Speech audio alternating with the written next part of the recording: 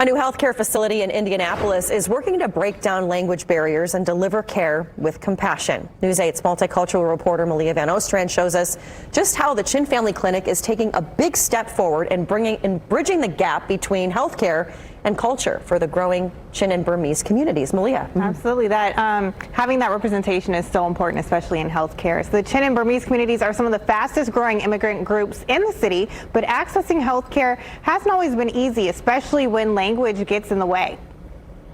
Inside the Chin Family Clinic, patients are finding more than just medical care. They're finding a place that understands them. The clinic offers multilingual staff and follow-up care in patients' native languages, an important step for a community where many still struggle to communicate in English. Interpreters are really good for helping us, but we don't have a lot of language that, we use language in U.S. that we don't have it. So it's harder to get it in the right way, what the doctor exactly tell them and instruct them. But the clinic is also tackling a silent issue, weight gain after immigration. Chin says many immigrants are adapting to American life, facing drastic dietary changes like eating more fast food, leading to higher risks of obesity, diabetes, and hypertension. Back home, we walk a lot. Right here, we don't do that. We get into the car.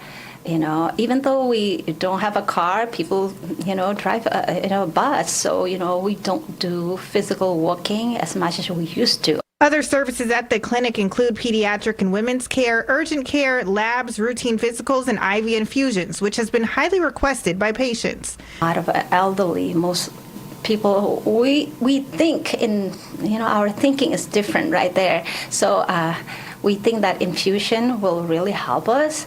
So yeah, it does help us. It's the thing in that way, it's help them, have more energy. Beyond breaking down barriers, the clinic hopes to inspire more culturally specific care across the state and beyond as communities like the Chin continue to grow. Eventually nationwide through televisit. So I now have a license for a lot of states like Maryland, I have, and Washington, Seattle, and then Utah, where our Chin people are living a lot there.